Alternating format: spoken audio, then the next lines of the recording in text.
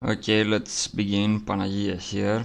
I just want to make a case, which is a formal case. As a formal case, it's not an absolute case for the dominant ideology of all times. Today's dominant ideology is increasingly wokeism, as it's called. And I want to make a case that everybody throughout all time that I know of, in all history, had made profound mistakes dealing with the dominant ideologies, hating the ideologies themselves and not the structure and with which all dominant ideologies work. This is not an absolute case, but for the most part, all dominant ideologies degrade in the same fashion, in the same way.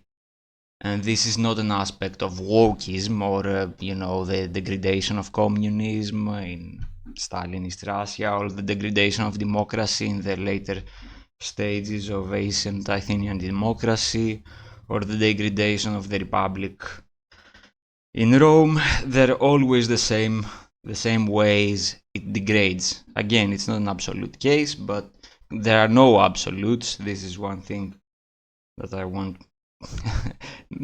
The way that formal structures work, the way maps work, maps that we construct in order to understand reality, are flawed by design. That's the way in math. So the way I describe this in one sentence is the nature of the absolute, the contradictory nature of the absolute is the absolute. I just contradicted myself.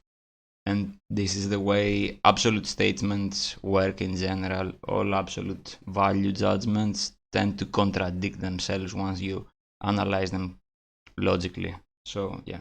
Anyway, it's just a formal structure, but I think it makes sense, and it's pretty obvious to me. Once I found it extremely obvious. It was weird that nobody has.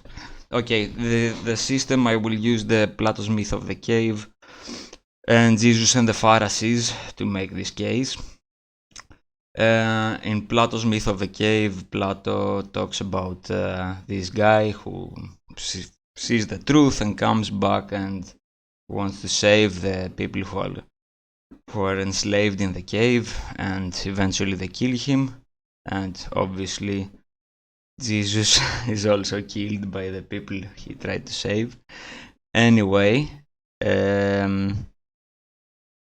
Plato talks about a fake reality constructed on the wall of the cave, and he specifically says that the people who control what appears in the wall of the cave, so the people who control what appears in the screen of your computer and your YouTube feed and in your Facebook feed, the people who do that are the people who want power and the people who have power. This is Plato's explanation of his own myth. This is not my explanation on some dudes. You can have all kinds of explanation about this myth. It's a cool myth, but that's Plato's explanation. And he was attacking the sophists. He considered the sophists, they were the Pharisees of the time, the Pharisees of ancient Greek were the sophists, and there were a crucial way, one of the many ways, that democracy degraded. And as we all do, Plato despised democracy instead of despising the way that democracy degraded. Just like, Christianity degraded and people hate Christianity. They don't hate the ways in which Christianity degraded. And I'm gonna make a case that all these degradations share the same problems, and if you start, you despise capitalism, so you start loving communism, or you despise communists, so you start loving capitalism or fascism or neoliberalism or whatever. And this is a constant theme, and you see the same pattern, the same bullshit reoccurring. So the people who end up despising wokeism for its hypocrisy, end up being hypocritical when defending capitalism, for example, or defending some other system. Whereas the structure of hypocrisy should be the thing. Anyway, my argument is that in all those cases, the people who control the letter of the law, the Pharisees, or the sophists, the people who manipulate the letter of the law, it would be lawyers today, or accountants, or stuff like that, or the people who speak on the media. The people who control the letter of the law are the people who are, I don't want to say the actual problem, it's a simplification, but let's say they are the problem.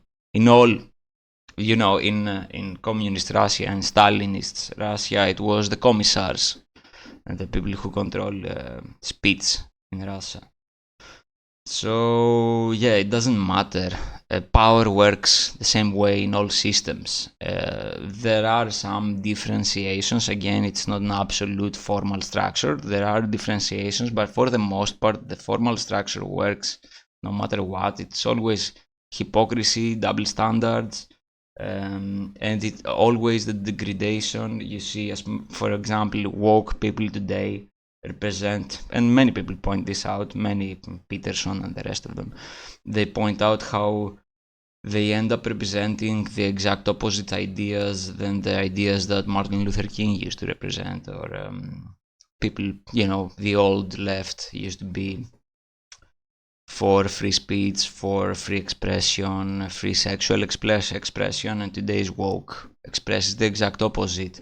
In, for example, Luther's Reformation, Luther fought against the hypocrisy of the Catholic Church and how they would be Christians in form, they will keep the rituals and all that stuff, and the distinct thing that is always the same is that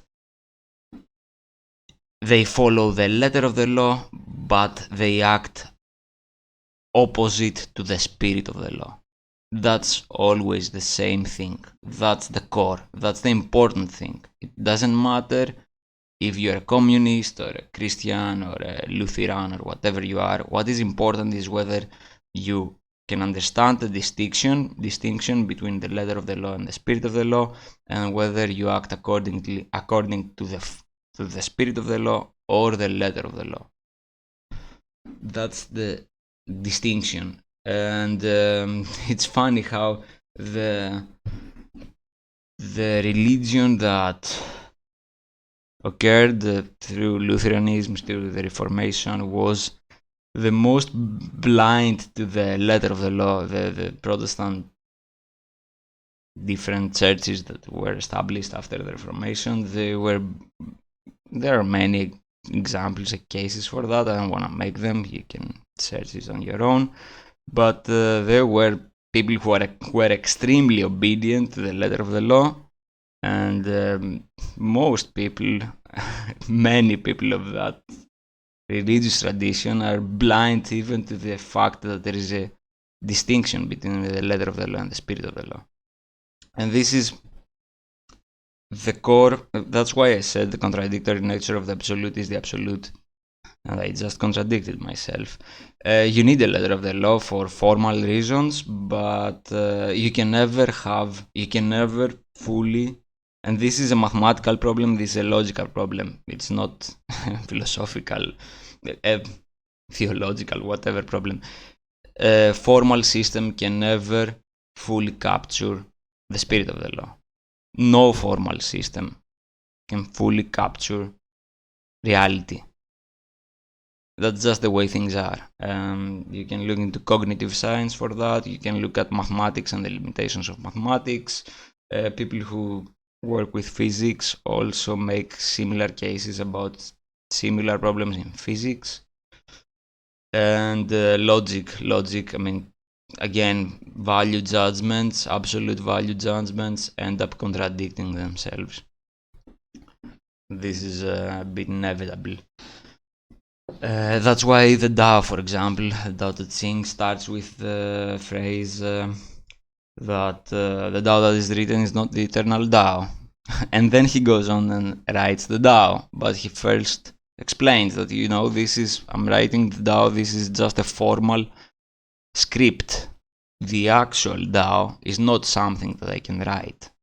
This is a clear distinction between the letter of the law and the spirit of the law. I believe idolatry was so important, always so important for most religions, exactly because all those, smart people, priests, whatever, philosophers, I don't know, whatever they were, Muhammad and Jesus and all of them, they had an instinctive understanding of the difference between the letter of the law and the spirit of the law.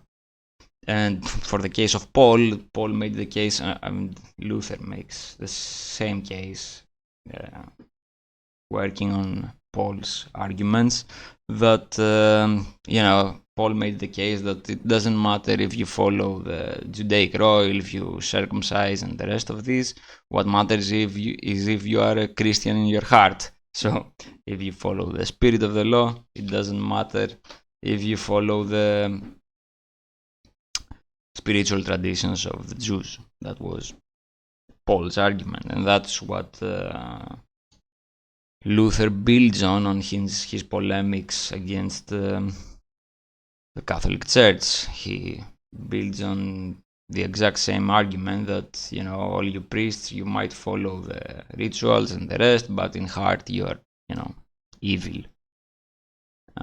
Very strong polemics, very interesting polemics from Luther, and it's very sad how, the Protestant churches are extremely blind to the distinction between the letter of the law and the spirit of the law. They are the most obedient Christians of them all. Anyway, so, and this is actually something that I haven't figured out yet completely, but for some reason the things that tradition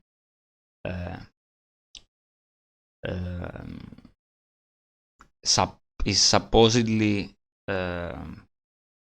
representing is the exact thing that it bullshitizes the most, that it degrades the most. So, for example, Lutheranism was based exactly on that distinction, and it ended up, that's why they have a very minimalistic churches, very few rituals and all that stuff. It's an outgrowth of exactly that polemic against the rituals of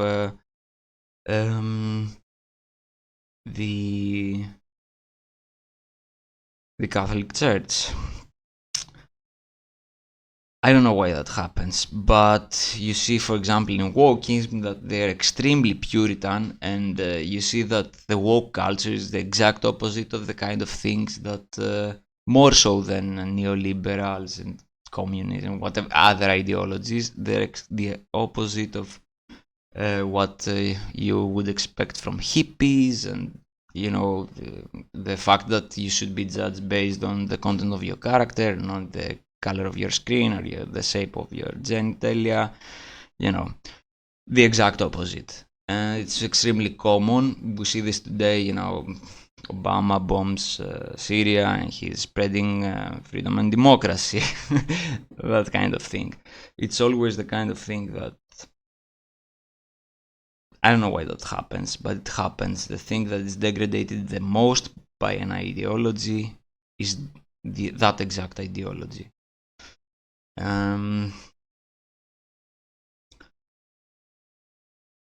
So yeah, that's the case, and that's why I think that I have never seen anybody making a more holistic argument. For example, Plato himself, although he does make the case that the people who control what appears on the wall of the cave are people who want power and have power, he himself despised democracy. He thought that was a particular problem of democracy, and that it was the sophists who were the problem. Jesus, he's better because he doesn't make such a case. He just fights with the Pharisees, but he doesn't say that the Pharisees are the problem or that the religious law is the problem. So, but nobody, pinpoints that this is a structure of all ideologies, and it's the problem of not following the spirit of the law. So it's not the problem of the ideology itself, it's the way you I have my own saying, people who are blind to the spirit of the law and blindly follow the letter of the law are heathens. It doesn't matter if you're an atheist or, the new atheists and all that. They are heathens. And they are indeed, people like Sam Harris and all that. All those people who are blind to what is meant behind certain laws and what is intended, and they just stay on the propositional level, on the letter of the law itself. They're heathens. That is true both for the new atheists and their opponents, the radical religious people. They both operate in the propositional level. They both operate on the level of the letter of the law and not what the law intends. And so yeah, any law must be. I'm not saying, by the way, but that there shouldn't be a letter of the law. This is a formal argument I'm making. It's a kind of a formal argument. Obviously, in order to operate within reality, you need formal systems. That's how our frontal cortex works. But we should always keep in mind what the goal of those formal systems are. If utilitarianism, for example, is another ideology which has this problem, and it's at its core, and it's a product of Protestantism, of the Reformation, that the letter of the law becomes a goal on its own. Utility becomes a goal on its own.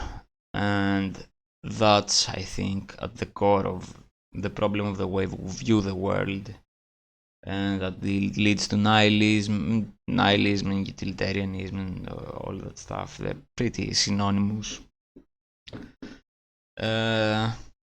So, yeah, I think, I don't know if I explained it well, but yeah, the case is that all ideological structures suffer from this problem.